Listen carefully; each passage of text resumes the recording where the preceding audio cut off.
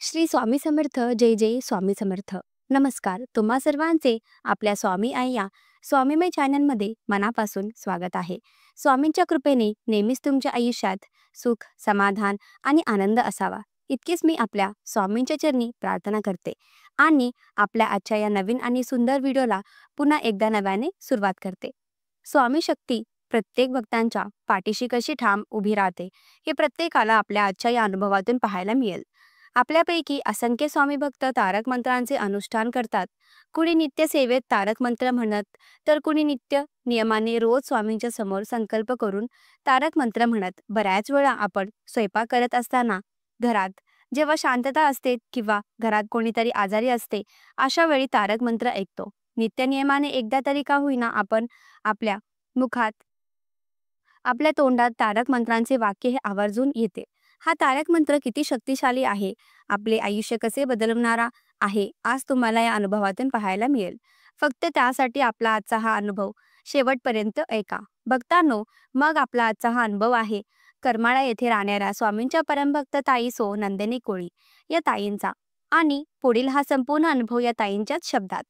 ताई म्हणतात, सर्वप्रथम श्री स्वामी समर्थ महाराजांना माझं त्रिवार वंदन आणि सगळ्या स्वामी भक्तांना माझा नमस्कार. खरं तर स्वामी सेवेत अजूनही मी लहानच आहे. खूप सेवा किंवा खूप भक्ती असं काहीच नाहीये. मात्र स्वामींनी माझ्या आयुष्यात मला जे काही दिलं ते जणू काही माझी जन्मोजन्मीची पुण्याई आहे. खरं तर माझं एज्युकेशन पूर्ण झाल्यानंतर माझ्या घरातल्यांनी मला नोकरी करावं असा सल्ला दिला.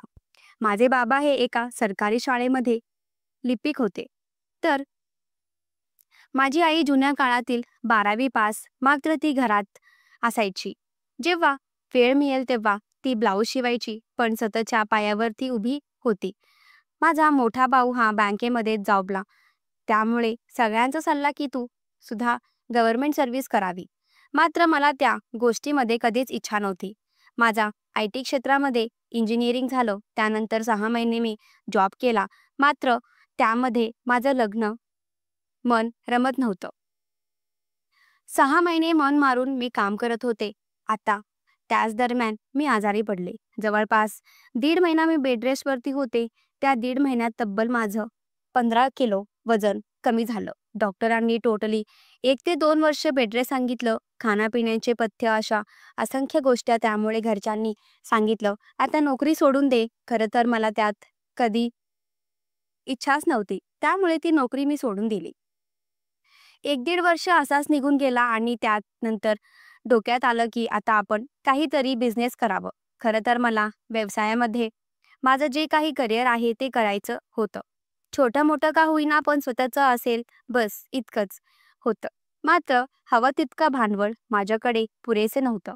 त्याचवेळी पुन्हा आजारी पडले आणि यावेळेस डॉक्टरांनी मला टोटली खाण्यापिण्याचे असंख्य पथ्य सांगितले.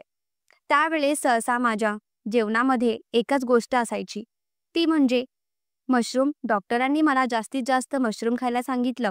अक्षरशः मशरूम खाऊन मी कंटाळले आणि तेव्हाच माझ्या डोक्यात आले की आपण मशरूमची बागायती करायची. मला शेतीकडे प्रचंड कल होता. मग मी आमच्याच भागामध्ये काही माहिती सर्च करून मशरूमची शेती लावण्याचा निर्णय घेतला.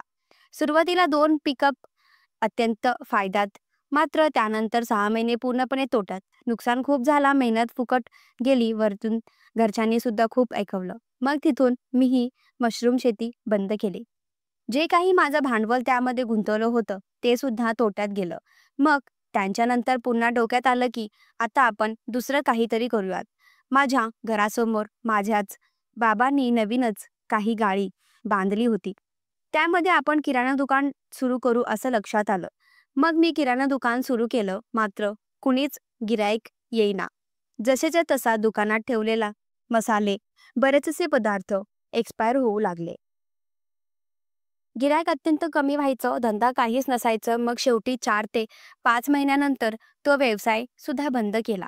तरीही डोक्यातून व्यवसायाचे भूत काही जात नव्हते. मग तिसऱ्या वेळी आपण स्वतःच कॅन्टीन सुरू करू असे ठरवले आणि ठरवल्याप्रमाणे मी कॅन्टीनचा व्यवसाय सुरू केला. मात्र तिथे सुद्धा गिराईक येत नव्हते. मी सतत तोट्यात चालले होते. मला काहीच सुचत नव्हते. काय करावे काहीच कळत नव्हते. कुठल्याच धंद्यात यश मिळत नव्हते, प्रगती होत नव्हती. अशातच एके दिवशी माझी चालत मावशी, जी सोलापूरला राहते, ती 2 दिवसासाठी आमच्याकडे आली होती आणि त्यावेळेस तिने मला सांगितलं, "तू सतत आजारी असतेस, तब्येतसुद्धा तुझी खूप कमी झालेली आहे. कामधंद्यात सुद्धा तुला यश मिळत नाहीये. तू एक काम कर, तू श्री स्वामी समर्थ महाराजांचे पारायण करायला सुरुवात कर." खरं तर तेव्हा पहिल्यांदाच त्यांच्या तोंडातून मी श्री स्वामी समर्थ महाराजांचं नाव ऐकलं. तिने मला सांगितलं, "संकल्प कर आणि नित्य नियमाने दररोज तारक मंत्रांचे पठण कर." खरं तर तेव्हा पहिल्यांदाच मी तिच्याकडून महाराजांचे असंख्य अनुभव ऐकलं आणि मग ते अनुभव ऐकून मलाही वाटलं, आपण सुद्धा स्वामी सेवा करावी. त्याच दिवशी संध्याकाळी आम्ही मार्केटमध्ये गेलो. स्वामींची एक सुंदर मूर्ती घरी आणलो. योगायोगाने तो गुरुवारचाच दिवस होता. माझ्या मावशीनेच मला श्री स्वामी समर्थ महाराजांची घरच्या घरी प्राणप्रतिष्ठापना करून दिली. खरं तर महाराज घरी आले, सेवाला सुरुवात केली. जसेचे जसे दिवस जळत होते, माझी उपासना वाढत होती. माझ्या डोक्यातून जे काही व्यवसायाचे विचार होते ते पूर्णपणे संपले होते. काहीतरी पगाराची नोकरी करावी बस इतकाच माझ्या लक्षात होते.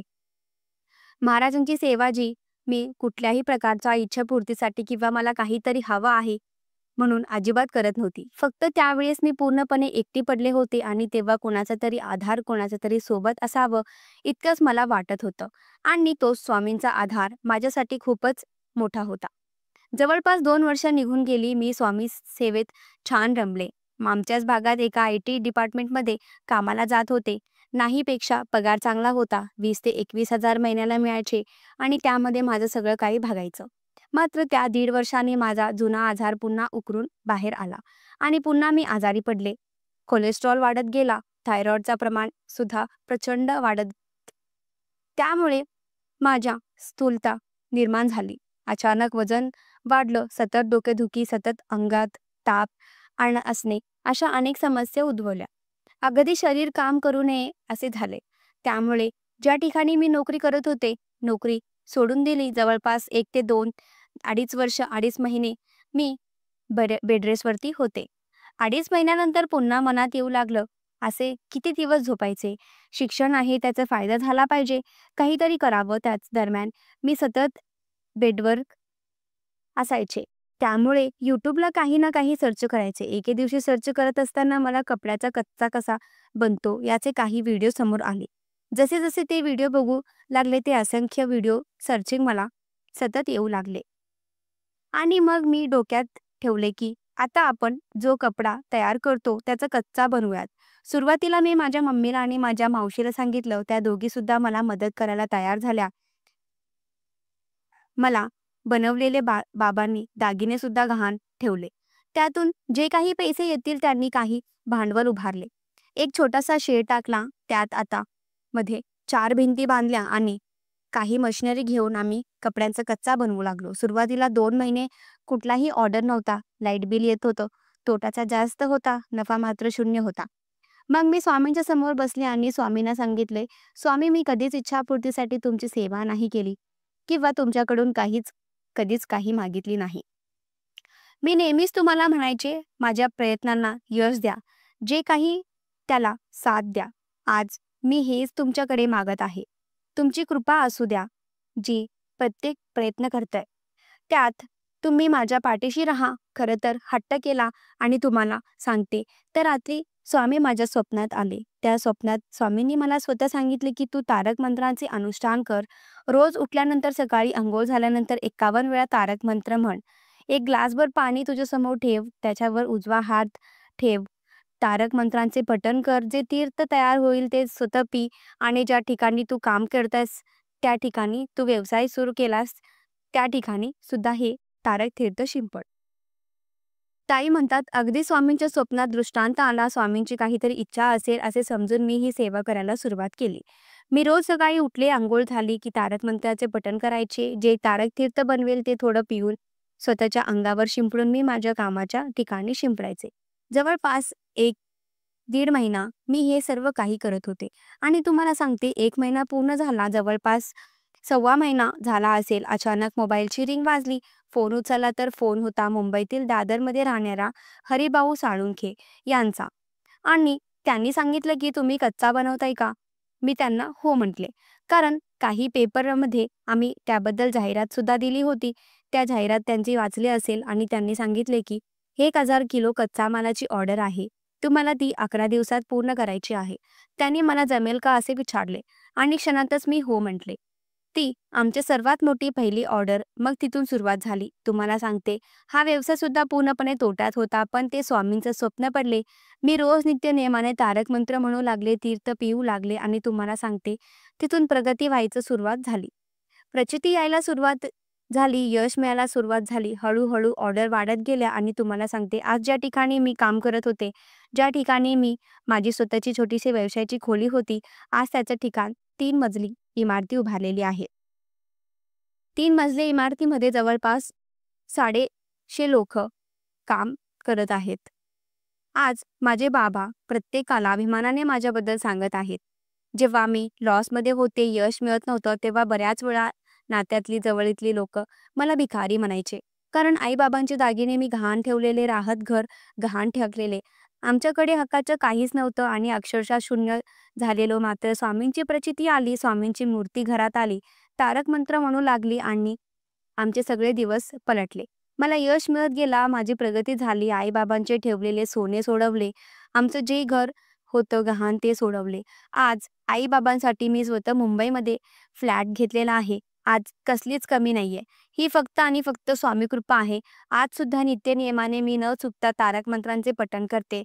बऱ्याच वेळा आजारी असताना किंवा बाहेरगावी जाताना जमत नाही म्हणून मी पहाटे 4:30 वाजता उठून 51 वेळा तारक मंत्र म्हणते आणि त्यांच्यानंतर जे काही असेल ते मी करते. कारण आज जे काही आहे ते स्वामींमुळे आहे. स्वामींच्या तारक मंत्रांचे चमत्कार केला. प्रत्येक वेळी येणारं अपयश थांबवलं, आपलं यश दिलं, प्रगती झाली. आज माझ्या आयुष्यात मला जे काही हवं होतं ते सगळं काही मिळालं. खरंच ही स्वामी लीला आघात आहे. स्वामी शक्ती अफाट आहे. श्री स्वामी समर्थ भक्तांनो, तुम्हाला आजचा हा अनुभव कसा वाटला कमेंट करा. तुमचेही काही असे अनुभव असतील तर शेअर करा. श्री स्वामी समर्थ. जय जय स्वामी समर्थ.